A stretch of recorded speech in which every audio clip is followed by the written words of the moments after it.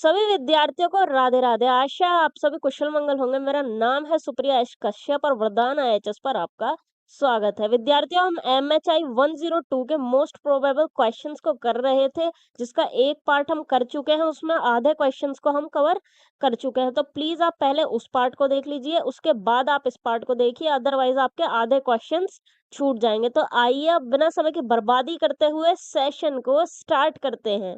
सबसे पहला आपका आ जाता है क्वेश्चन नंबर 11, उपनिवेशवाद के पतन के कारणों का विश्लेषण कीजिए। देखिए, जो उपनिवेशवाद है इसके बारे में वैसे तो हम पार्ट 1 के क्वेश्चन नंबर 10 में एकदम डिटेल से चर्चा कर चुके हैं, बट फिर भी मैं आपको एक बार बता देती हूँ कि उपनिवेशवाद क्या होता है। जब देखो कोई पावरफुल देश किसी कमजोर देश के ऊपर डायरेक्ट रूल करता है, डायरेक्ट शासन करता है और वहां की गवर्नमेंट को चलाता है, तो उसी को ही उपनिवेशवाद कहते हैं। एग्जाम्पल के लिए, जैसे कि ब्रिटेन ने भारत के ऊपर शासन किया था। तो अब बात कर लेते हैं उपनिवेशवाद की पतन की। इसका पतन कैसे हुआ, किन कारणों से हुआ। देखो, जो यूरोपियन कंट्री थी, यूरोपियन जो देश थे, उन्होंने किनके ऊपर उपनिवेश कर रखा था? अफ्रीका और एशिया के देशों के ऊपर।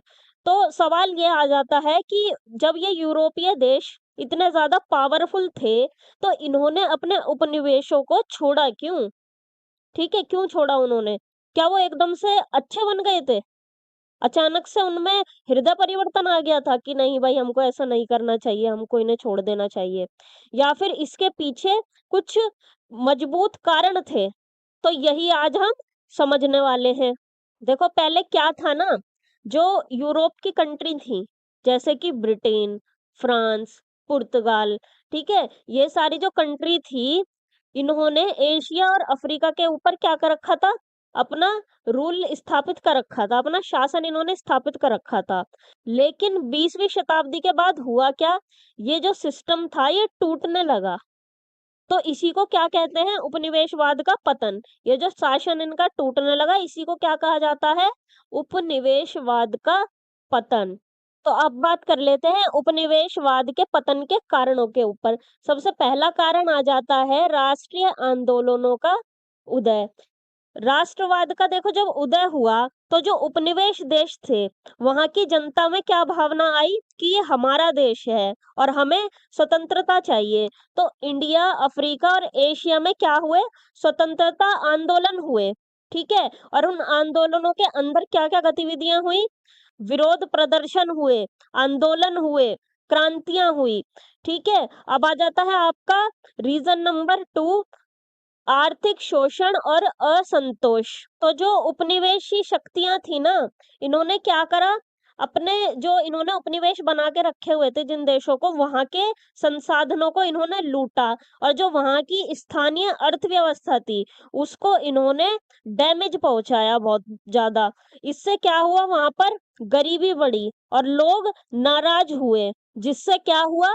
विरोध और ज्यादा बढ़ गया। फिर तीसरा कारण आ जाता है द्वितीय विश्व युद्ध का प्रभाव। तो द्वितीय विश्व युद्ध से क्या हुआ? जो यूरोप के देश थे, ये क्या हो गए थे? वित्तीय रूप से कमजोर हो गए थे, और जो इनकी सैन्य शक्ति थी वो भी कमजोर हो गई थी। तो अब जो उपनिवेश थे, उनसे इनका कंट्रोल क्या हो रहा था? छूटता जा रहा था। अब ये अपने उपनिवेशों को कंट्रोल नहीं कर पा रहे थे, यानी कि पावर खत्म होने से क्या हुआ? कंट्रोल भी धीरे धीरे करके खत्म हो गया। अब चौथा कारण आ जाता है लोकतांत्रिक मानवाधिकार विचार। देखो, जो प्रबोधन आया था और अमेरिकी और फ्रांसीसी क्रांतियां थी, इनके विचार क्या हुए? जो उपनिवेश थे उन देशों के अंदर फैल गए, और फिर वहां के लोग क्या बोलने लगे कि अब हमें भी अधिकार चाहिए, हमें भी स्वतंत्र होना है, हमें भी स्वतंत्रता चाहिए। और इस सब से क्या हुआ? जो स्वतंत्रता आंदोलन था वो और ज्यादा सुदृढ़ हो गया, मजबूत हो गया। पांचवा कारण आ जाता है अंतरराष्ट्रीय दबाव। तो जो UN था, यूनाइटेड नेशंस, और इसके जैसे और संगठन, ये सब क्या थे? उपनिवेशवाद के खिलाफ थे। तो फिर क्या हुआ? अंतरराष्ट्रीय स्तर पर, ग्लोबल लेवल पर एक प्रेशर बना कि जो आपने ये उपनिवेश बना के रखे हुए हैं इतने सारे, इनको क्या करो? स्वतंत्र करो। ठीक है। छठा कारण आ जाता है औपनिवेशिक प्रशासन की विफलता। तो ये इनका प्रशासन विफल हुआ क्यों? क्योंकि इसके अंदर क्या थी, बहुत सारी प्रॉब्लम्स थी, जैसे कि भ्रष्टाचार, अकुशल प्रशासन, प्रशासन इनका ठीक नहीं था और अशांति फैली हुई थी। जिससे क्या हुआ, उपनिवेशों को नियंत्रण करना मुश्किल हो गया, कॉलोनीज को कंट्रोल करना क्या हो गया, कठिन हो गया, जिससे इनका सिस्टम वीक हो गया। तो ये सारे आपके कारण थे उपनिवेशवाद के पतन के। अब आ जाता है इसका निष्कर्ष। तो जो उपनिवेशवाद का पतन हुआ, ये किसी एक रीजन से नहीं हुआ, बल्कि इसके कई सारे फैक्टर्स हैं, जैसे कि राष्ट्रीय आंदोलन, आर्थिक शोषण, विश्व युद्ध के प्रभाव, लोकतांत्रिक विचार और अंतरराष्ट्रीय दबाव, और इसी से मॉडर्न इंडिपेंडेंट नेशंस बने, यानी कि आधुनिक स्वतंत्र राज्य बने। अब आ जाता है आपका क्वेश्चन नंबर 12, वी औपनिवेशीकरण से आप क्या समझते हैं, इसके विभिन्न चरणों की चर्चा कीजिए। तो सबसे पहली बात तो ये आ जाती है कि वी औपनिवेशीकरण क्या होता है। देखो, जब जो उपनिवेश होते हैं वो विदेशी शासन से जब आजाद होकर एक स्वतंत्र राज्य बनते हैं, एक स्वतंत्र देश बनते हैं, तो इसी प्रक्रिया को वी औपनिवेशीकरण कहा जाता है। पहले क्या थे, ये किसी के उपनिवेश थे, उसके बाद जब ये आजाद हुए और ये जो प्रक्रिया हुई आजाद होने की, इसी को क्या कहा गया, विओपनिवेशीकरण। चलो आसान भाषा में मैं आपको बताती हूँ। देखो, पहले एशिया और जो अफ्रीका के देश थे वो यूरोपीय शक्तियों के कंट्रोल में थे। ठीक है, यूरोपीय देश जो थे उनके ये कंट्रोल में थे, और बाद में क्या हुआ, ये जो देश थे एशिया और अफ्रीका के, ये स्वतंत्र हो गए। तो ये जो जर्नी थी पूरी, इसी जर्नी को क्या कहेंगे, विओपनिवेशीकरण। अब क्वेश्चन में चरण पूछे हुए हैं तो इसके चरणों पर बात कर लेते हैं। इसका पहला चरण आ जाता है राष्ट्रीय चेतना का उदय। लोगों में क्या आई, जागरूकता आई कि हमारा भी एक देश है, हमें भी स्वतंत्रता चाहिए। और शिक्षा, प्रेस और जो संगठन थे, उन्होंने इस जागरूकता को क्या किया, और ज्यादा बढ़ा दिया। अब आ जाता है इसका दूसरा चरण, संगठित राजनीतिक आंदोलन। तो देखो, दूसरे चरण में हुआ क्या, जो राष्ट्रीय दल थे और जो उन दलों के लीडर्स थे, उन्होंने क्या किया, प्रोटेस्ट किए और आंदोलन चलाए, जिससे क्या हुई, स्वतंत्रता की जो डिमांड थी वो और ज्यादा स्ट्रांग हो गई। अब आ जाता है इसका तीसरा चरण, सत्याग्रह और प्रतिरोध। तो इसमें तीसरे चरण में क्या हुआ, इसके दो टाइप थे, एक तो अहिंसक और एक हिंसक। तो जो उपनिवेश थे, इन्होंने क्या की, सक्रिय लड़ाई लड़ी, किसके लिए, स्वतंत्रता के लिए। तो तीसरे चरण में ये हुआ। अब आ जाता है चौथा चरण, द्वितीय विश्व युद्ध के बाद तेजी। तो युद्ध के बाद क्या हुआ, जो यूरोप था वो वीक हो गया, और जो यूरोप के उपनिवेश थे वो क्या हो गए, स्ट्रांग हो गए। और साथ ही साथ यूएन और ग्लोबल प्रेशर भी बढ़ रहा था। ठीक है, अंतरराष्ट्रीय दबाव भी बढ़ रहा था, जिससे क्या हुआ, विऔपनिवेशीकरण की जो प्रक्रिया थी वो क्या हो गई, और भी ज्यादा तेज हो गई। फिर पांचवी स्टेज आ जाती है सत्ता हस्तांतरण। इसमें क्या हुआ, जो औपनिवेशिक शक्तियां थी, इन्होंने धीरे धीरे पावर किसको दे दी, वहां की लोकल गवर्नमेंट को दे दी। ठीक है, स्थानीय सरकार को दे दी, जिससे क्या हुई, देश आजाद हो गए।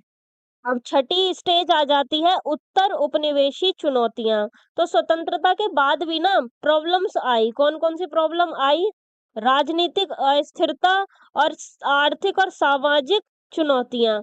ठीक है, इन चुनौतियों का सामना करना पड़ रहा था स्वतंत्रता के बाद भी, यानी कि स्वतंत्रता के बाद भी स्ट्रगल क्या रहा, जारी रहा।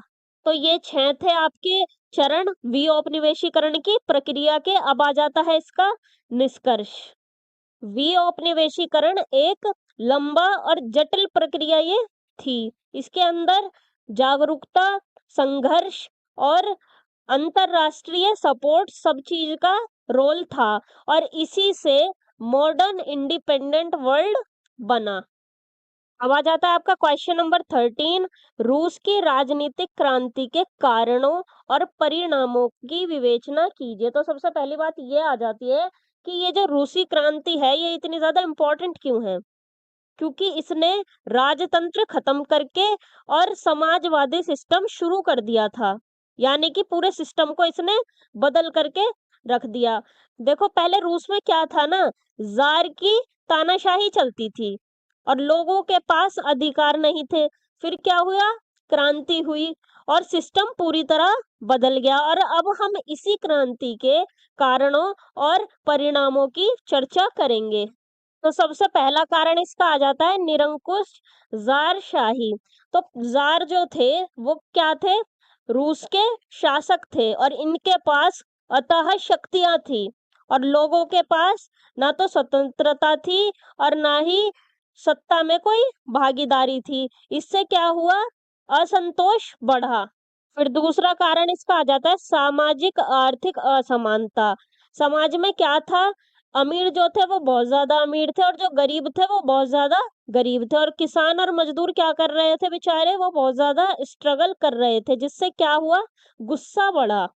तीसरा कारण आपका आ जाता है औद्योगिकरण की कमी। तो फैक्ट्रीज क्या थी? बहुत ज्यादा कम थी और जो थी उनमें मजदूरों के जो काम करने की स्थिति थी वो बहुत ज्यादा खराब थी। क्यों? क्योंकि एक तो उनको कम वेतन दिया जाता था और उनसे बहुत ज्यादा घंटे काम करवाया जाता था, यानी कि सैलरी कम दी जा रही है और काम उनसे ज्यादा लिया जा रहा है, जिससे क्या हुआ? विरोध शुरू हो गया। अब चौथा आ जाता है कारण राजनीतिक जागरूकता। तो जो कार्ल मार्क्स के विचार थे वो क्या हुए? फैलने लगे। लोग बोले कि हमें समानता चाहिए और ये जो शोषण हो रहा है ये खत्म होना चाहिए। इससे क्या हुआ? क्रांति को एक दिशा मिली। पांचवा कारण आ जाता है प्रथम विश्व युद्ध। तो जो प्रथम विश्व युद्ध था इसमें जो रशिया था वो क्या झेल रहा था? बहुत ज्यादा नुकसान झेल रहा था, जिससे क्या हुआ? आर्थिक संकट आ गया और फिर खाने की क्या हो गई? शॉर्टेज हो गई, कमी हो गई, जिससे गरीबी भी बढ़ गई और लोगों का फिर सब्र का बांध टूट गया, उनका सब्र एकदम खत्म हो गया। तो ये पांचों थे रूस की क्रांति होने के कारण। अब इसके परिणामों के ऊपर बात करेंगे। तो पहला परिणाम था जार शाही का अंत हो गया, अर्थात जो जार निकोलस थे वहां के जो शासक थे उनका सत्ता क्या हो गया? एकदम खत्म हो गया, उनका शासन खत्म हो गया। और दूसरा अब आपका परिणाम आ जाता है समाजवादी शासन की स्थापना।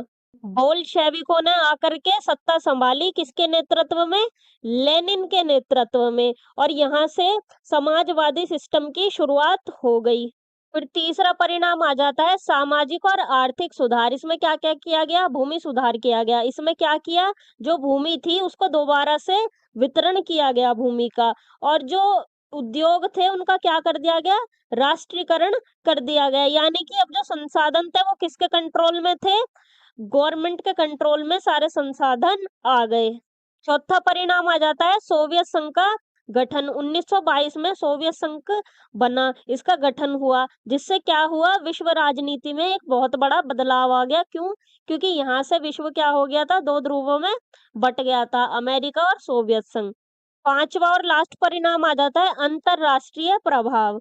समाजवाद क्या हुआ? वो दुनिया में फैला और जो कई देश थे इससे क्या हो गए? इंस्पायर हो गए। और फिर क्या उत्पन्न हुआ? पूंजीवाद बनाम समाजवाद का कन्फ्लिक्ट, विवाद स्टार्ट यहाँ से हो गया और शीत युद्ध की भी शुरुआत हो गई। अब आ जाता है इसका निष्कर्ष। देखो जो रशियन रेवोल्यूशन थी ये एक बहुत बड़ा टर्निंग पॉइंट थी। इसने क्या किया? राजशाही को, राजतंत्र को खत्म किया और समाजवाद को इंट्रोड्यूस इन्होंने इधर से किया और विश्व राजनीति को बदल कर रख दिया। अब आ जाता है आपका क्वेश्चन नंबर 14। ज्ञान क्रांति प्रबोधन आंदोलन ने आधुनिक विश्व को किस प्रकार प्रभावित किया? तो देखो जो ये वाला क्वेश्चन है ये हम ऑलरेडी कर चुके हैं पार्ट 1 में। जो सेकंड नंबर का क्वेश्चन था वो यही था। ठीक है। देखो ज्ञान क्रांति लिखा आ जाए, प्रबोधन आंदोलन लिखा आ जाए, ज्ञानोदय लिखा आ जाए, आंसर आपको सेम टू सेम यही करना है। क्वेश्चन यही पूछा जाएगा कि इसने आधुनिक विश्व को किस प्रकार प्रभावित किया या फिर आधुनिक विश्व में क्या योगदान दिया। ऐसे करके ही थोड़ा ट्विस्ट करके भी वो क्वेश्चन को पूछ सकते हैं। आंसर आपको यही लिखना है। तो ये वाला आप ऑलरेडी कर चुके हैं तो इसलिए हम इसको यहाँ से अभी फिलहाल स्किप करते हैं। अब आ जाता है आपका क्वेश्चन नंबर 15। मुद्रण तकनीक और सूचना क्रांति ने ज्ञान व्यवस्था को कैसे बदला? देखो, आज हम नॉलेज कैसे लेते हैं? बुक से, गूगल से, यूट्यूब से। आप अभी मेरी क्लास देख रहे हो, है ना? लेकिन पहले ऐसा नहीं था। तो यही चेंजेस को आज हम समझने वाले हैं। देखिए, मुद्रण तकनीक से क्या आया? बुक छापने की तकनीक आई। और सूचना क्रांति से क्या हुआ? डिजिटल सूचना का विस्फोट हुआ। और इन दोनों ने मिलकर नॉलेज सिस्टम को पूरी तरह बदल दिया। पहले समझते हैं कि मुद्रण तकनीक से पहले क्या था।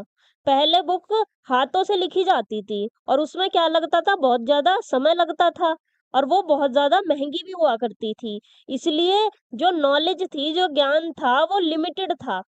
सिर्फ अमीर और विद्वान लोगों तक ही वो सीमित होकर के रह गया, सिमट करके रह गया। और फिर मुद्रण तकनीक के बाद क्या हुआ? जब प्रिंटिंग प्रेस आ गई, बुक्स जल्दी और सस्ती बनने लगी। यानी कि नॉलेज जो है, ज्ञान जो है, अब जन जन तक पहुंचने लगा, पूरी जनता तक पहुंचने लगा, सबके पास पहुंचने लगा। ज्ञान क्या हुआ? तेजी से फैल गया और विचार अलग अलग जगहों तक पहुंचने लगे। इससे क्या हुआ? शिक्षा बढ़ी और जागरूकता भी बढ़ गई। अब आ जाता है ज्ञान का लोकतंत्रीकरण। इसमें क्या हुआ? ज्ञान का लोकतंत्रीकरण हो गया। यानी कि अब ज्ञान जो है वो हर कोई ले सकता था, वो सिर्फ अभिजात वर्गों तक सीमित नहीं रह गया। अब बात कर लेते हैं सूचना क्रांति की। तो इंटरनेट, मोबाइल और डिजिटल मीडिया, इनसे सूचना क्या हो गई? इंस्टेंटली अवेलेबल हो गई। सेकंड्स में ज्ञान का क्या होने लग गया? एक्सेस होने लगा और ग्लोबल कनेक्टिविटी बढ़ गई। अब सूचना क्रांति का नेक्स्ट पॉइंट आ जाता है राजनीतिक और सामाजिक असर। अब लोग क्या हो गए? वो ज्यादा जागरूक हो गए, ज्यादा अवेयर हो गए। और न्यूज और सोशल मीडिया से क्या हुआ? राजनीतिक भागीदारी लोगों की बढ़ गई, जिससे लोकतंत्र और ज्यादा मजबूत हो गया। अब इसकी चुनौतियां देख लेते हैं। फेक न्यूज, प्राइवेसी इश्यूज और डिजिटल असमानता फैली। यानी कि जो सूचना क्रांति है, इसके लाभ और हानि दोनों हैं।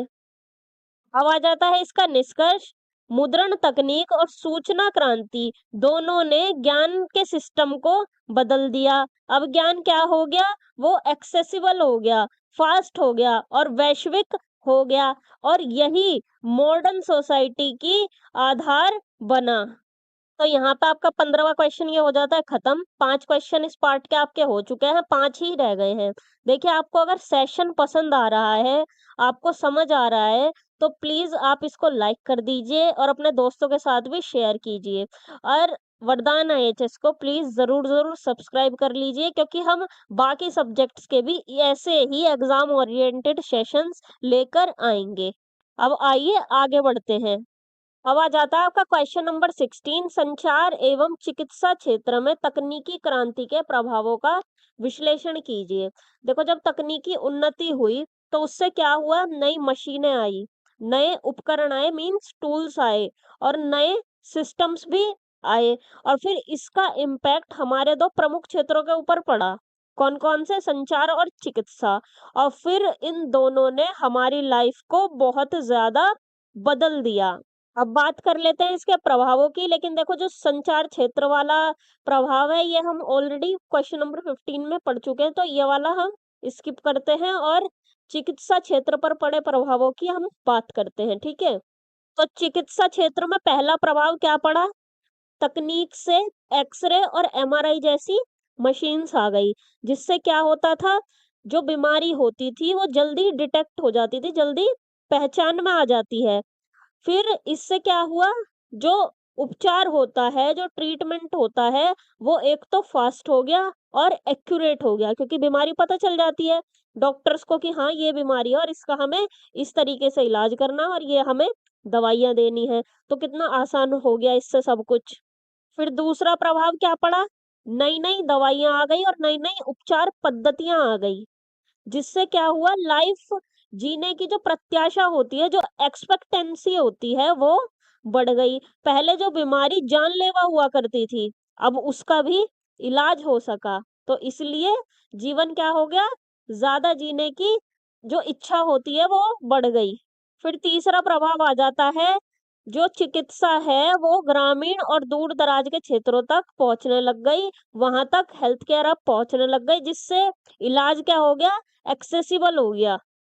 अब बात कर लेते हैं इसकी चुनौतियों पर। तो चिकित्सा लागत, देखो जब इलाज करवाते हैं हम किसी चीज का, अगर प्राइवेट में जाएं तो कितना ज्यादा पैसा लगता है ना, आप हम सभी जानते हैं कि कितना ज्यादा पैसा लगता है। तो ये क्या होता है, महंगा होता है, और नैतिक मुद्दे भी आते हैं, और इसकी पहुंच क्या है, सीमित है। तो इससे क्या पता चलता है कि इस चिकित्सा के क्षेत्र में, इस तकनीकी क्रांति के आने से जो बेनिफिट होता है वो इक्वल नहीं है, सबको समान नहीं मिल पा रहा, हर क्षेत्र को, हर व्यक्ति को समान रूप से इसका बेनिफिट, इसका लाभ नहीं मिल पा रहा है।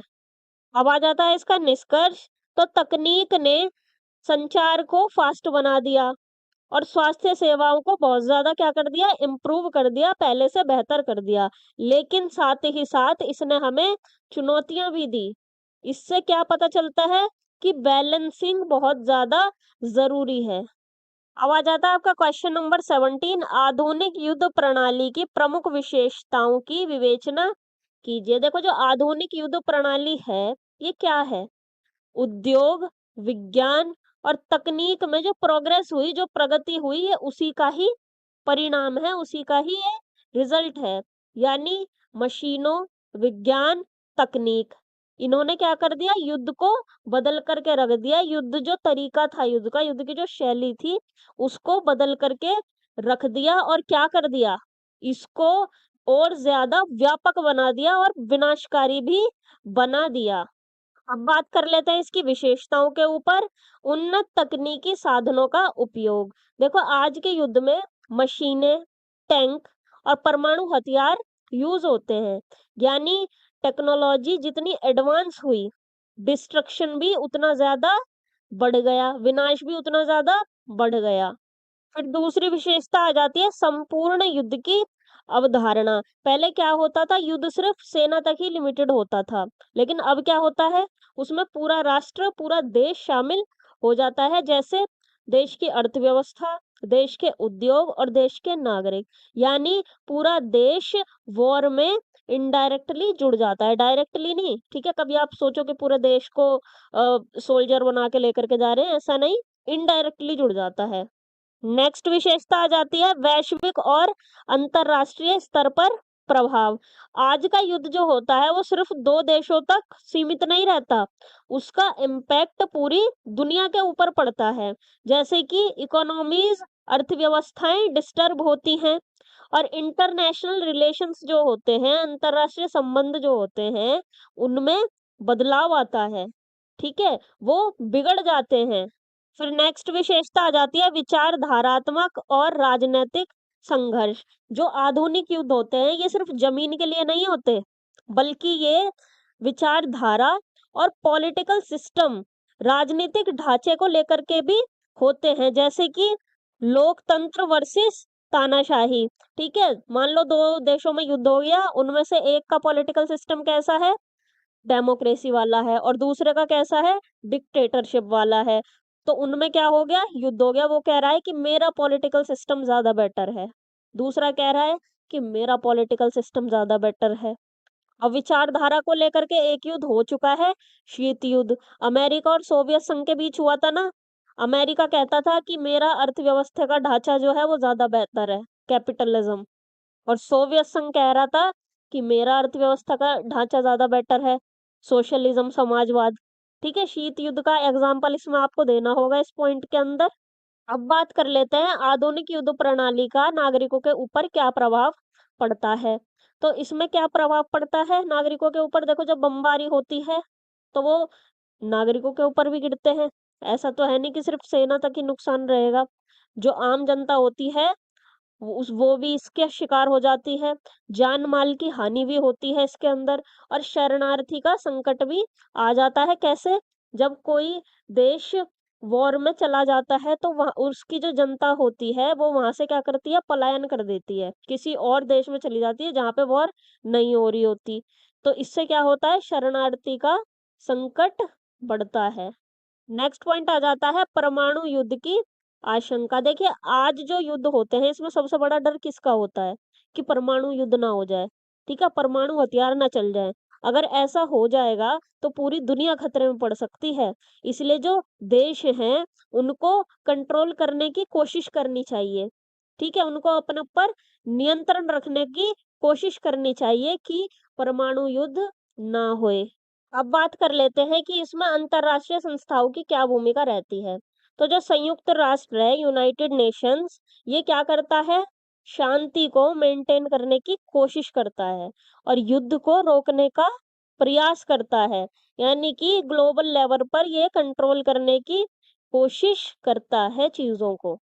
अब बात कर लेते हैं इसके निष्कर्ष पर। जो आधुनिक युद्ध प्रणाली है ये क्या है, बहुत विनाशकारी है, बहुत व्यापक है और बहुत ज्यादा जटिल है। इसलिए आज के टाइम में शांति और सहयोग पहले से ज्यादा जरूरी हो गया है ताकि युद्ध ना हो, क्योंकि युद्ध होएगा तो क्या होगा, बहुत ज्यादा विनाश हो सकता है।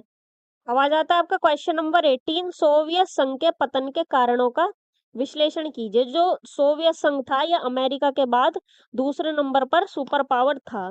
तो जब ये इतनी पावरफुल सुपर पावर थी तो ये अचानक से कैसे कोलैप्स हो गई? क्या इसका सिर्फ एक कारण था? नहीं, देखो इसके पीछे कई कारण थे। यही हम इस आंसर में समझने वाले हैं। जो सोवियत संघ था ये दुनिया का सबसे पावरफुल कंट्रीज में से एक था, लेकिन 1991 में क्या हुआ, इसका पतन हो गया और जिससे क्या हुआ, विश्व की राजनीति पूरी तरीके से बदल गई। तो अब बात कर लेते हैं इसके पतन के कारणों के ऊपर।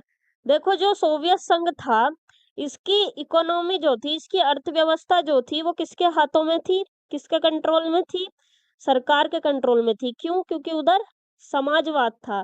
तो समस्या क्या हुई, जो इनकी योजना थी वो अकुशल थी और जो इनका उत्पादन हो रहा था वो भी लो क्वालिटी का हो रहा था, जिससे लोगों की, जनता की जरूरतें पूरी नहीं हो पा रही थी। यानी इनकी अर्थव्यवस्था कमजोर होती चली गई। फिर दूसरा कारण आ जाता है राजनीतिक कठोरता और लोकतंत्र का अभाव। सोवियत संघ में स्वतंत्रता नहीं थी और जो विपक्ष होता है वो भी यहाँ अलाउड नहीं था। लोग अपनी बात स्वतंत्र रूप से नहीं रख सकते थे। इससे क्या हुआ, असंतोष बढ़ता चला गया। फिर तीसरा कारण आ जाता है प्रशासनिक भ्रष्टाचार। इनके सिस्टम में क्या हो रहा था, करप्शन बढ़ गया था, भ्रष्टाचार बढ़ गया था और जो नेता थे वो भी अपने पावर का क्या कर रहे थे, दुरुपयोग कर रहे थे, मिसयूज कर रहे थे। और इससे क्या हुआ, प्रशासन ने अपना भरोसा खो दिया। चौथा कारण आ जाता है राष्ट्रवाद और गणराज्यों की असंतुष्टियां। जो देखो सोवियत संघ था ये एक अकेला कोई देश नहीं था, बल्कि ये 15 राज्यों से मिलकर बना हुआ था, जैसे कि यूक्रेन और बाल्टिक राज्य। इन राज्यों को स्वतंत्रता चाहिए थी और फिर राष्ट्रवाद बढ़ गया और जो सोवियत संघ की ओवरऑल जनता थी, इनके बीच की यूनिटी भी टूटने लगी। फिर पांचवा कारण इसका आ जाता है शीत युद्ध की आर्थिक लागत। अमेरिका के साथ इसका शीत युद्ध चल रहा था और हथियारों की होड़ भी चल रही थी। तो इस हथियारों की होड़ में इसने क्या कर दिया, बहुत ज्यादा पैसा खर्च कर दिया, जिससे इनकी अर्थव्यवस्था क्या हो गई, कमजोर हो गई। फिर छठा कारण आ जाता है गोरबाचेव की सुधार की नीतियां। पेरेस्ट्रोइका और ग्लासनोस्त। पेरेस्ट्रोइका में इन्होंने क्या करा, आर्थिक बदलाव इन्होंने करा, आर्थिक सुधार करे। और इसमें क्या करा इन्होंने, मुक्त द्वार की नीति को अपनाया। ग्लासनोस्त में इनका इंटेंशन तो एकदम अच्छा था कि हाँ भाई मैं अपने देश की अब अर्थव्यवस्था जो है, आर्थिक स्थिति जो है इसको ठीक करूंगा। लेकिन क्या हुआ, सिस्टम अनस्टेबल हो गया, प्रशासन अस्थिर हो गया और प्रॉब्लम सामने आ गई और इनके सुधार क्या हो गए, फेल हो गए। सातवां कारण इसका आ जाता है पतन का अंतरराष्ट्रीय दबाव और वैचारिक संकट। देखो अंतरराष्ट्रीय भी इनको बहुत ज्यादा प्रेशर था, साथ ही साथ जो यहाँ की जनता थी उनका समाजवाद से विश्वास उठने लगा था। तो ये जो इनकी विचारधारा थी ये क्या हो गई, कमजोर पड़ गई।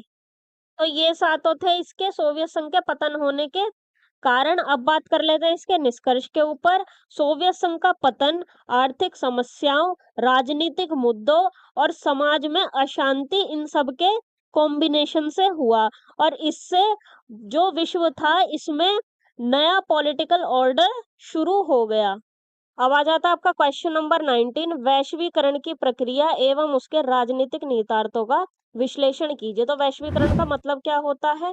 आर्थिक, राजनीतिक, सामाजिक और सांस्कृतिक गतिविधियों का वर्ल्ड लेवल पर, वैश्विक स्तर पर कनेक्ट हो जाना, आपस में जुड़ जाना, उसी को क्या कहते हैं? वैश्वीकरण। यानी कि इसमें क्या हो जाता है, दुनिया एक ग्लोबल विलेज बन जाती है, वैश्विक गांव बन जाती है। अब इसकी प्रक्रिया के ऊपर बात कर लेते हैं। पहला पॉइंट इसमें आ जाता है अंतरराष्ट्रीय व्यापार और निवेश का बढ़ना। तो जो देश थे वो आपस में क्या करने लगे? व्यापार करने लगे, और विदेशी निवेश क्या हुआ? बढ़ा। निवेश मतलब इन्वेस्टमेंट, यानी कि जो अर्थव्यवस्थाएं थी वो आपस में जुड़ने लग गई। नेक्स्ट पॉइंट आ जाता है इसमें तकनीकी क्रांति और सूचना का प्रसार। तो इंटरनेट, मोबाइल और डिजिटल टेक्नोलॉजी की वजह से जो इंफॉर्मेशन होती है, जो सूचना होती है, वो क्या होने लगी? इंस्टेंटली फैलने लगी, जिससे क्या हुआ? वैश्विक कनेक्टिविटी मजबूत हो गई। फिर नेक्स्ट पॉइंट इसमें आ जाता है राजनीतिक सहयोग और अंतरराष्ट्रीय संगठन। वैश्वीकरण से क्या हुआ? देशों के बीच में कॉपरेशन बढ़ने लगा, सहयोग बढ़ने लगा। उसके बाद यूनाइटेड नेशंस यानी कि संयुक्त राष्ट्र और WTO वर्ल्ड ट्रेड ऑर्गेनाइजेशन का गठन हुआ, और उसके बाद जो वैश्विक मुद्दे होते थे उनको मिलकर सॉल्व करने लगे। नेक्स्ट पॉइंट आ जाता है सांस्कृतिक आदान प्रदान। खान पान, फैशन, भाषा, संस्कृति, ये क्या हुई? मिक्स होने लगी, जिससे क्या हुआ? एक वैश्विक संस्कृति विकसित हुई। देखिए अब जैसे कि भारत है, भारत में आप सभी जानते हैं कि के पॉप का और के ड्रामास का कितना ज्यादा क्रेज है। तो ये क्यों हो पाया? वैश्वीकरण की वजह से हो पाया। नेक्स्ट हेडिंग आ जाती है राजनीतिक निहितार्थ, यानी कि वैश्वीकरण के छुपे हुए जो प्रभाव हैं उसके बारे में बात करनी है। तो इसमें पहला पॉइंट आपका आ जाता है राष्ट्रीय संप्रभुता की सीमाएं। तो जो ग्लोबलाइजेशन है, वैश्वीकरण है, इसके कारण क्या होता है? जो देश हैं उसकी संप्रभुता कम हो सकती है। क्यों? क्योंकि इसके अंदर जो अंतरराष्ट्रीय नियम कानून होते हैं उनको फॉलो करना पड़ता है, जिससे क्या होता है? जो देश की संप्रभुता होती है वो लिमिटेड हो सकती है। नेक्स्ट पॉइंट इसमें आ जाता है अंतरराष्ट्रीय सहयोग और गठबंधन। वैश्वीकरण में जो देश होते हैं वो क्या बनाते हैं? गठबंधन बनाते हैं। और उसके बाद जो वैश्विक मुद्दे होते हैं जैसे कि जलवायु परिवर्तन और सुरक्षा, इस तरीके की समस्याओं को आपस में मिलकर क्या करते हैं? सॉल्व करने की कोशिश करते हैं। फिर नेक्स्ट आ जाता है राजनीतिक असमानता और विरोध। जो शक्तिशाली देश होते हैं वो तो इसमें ज्यादा इन्फ्लुएंस रखते हैं, और जो कमजोर देश होते हैं वो इसमें पिछड़ सकते हैं। इससे क्या हो सकता है? विवाद और विरोध बढ़ सकता है। नेक्स्ट पॉइंट आपका आ जाता है लोकतंत्र और नागरिक भागीदारी में वृद्धि। वैश्वीकरण से क्या बढ़ती है? जागरूकता बढ़ती है, और लोग फिर वैश्विक मुद्दों को समझने लगते हैं, जिससे लोकतंत्र और भागीदारी बढ़ती है लोगों की। देखिए आप जानते ही हैं जियो पॉलिटिक्स के ऊपर सब लोग कितनी बात करते हैं, लेकिन पहले करते थे? अब करते हैं। अब सब जियो पॉलिटिक्स के ऊपर बैठ के बात करते हैं। कहीं पे युद्ध हो रहा हो तो पूरे दुनिया में उसकी चर्चा हो रही होती है, रील्स बनने लगती है ना? तो ये कैसे संभव हो पाया? ये सब चीजें वैश्वीकरण से संभव हो पाई। अब आ जाता है इसका निष्कर्ष।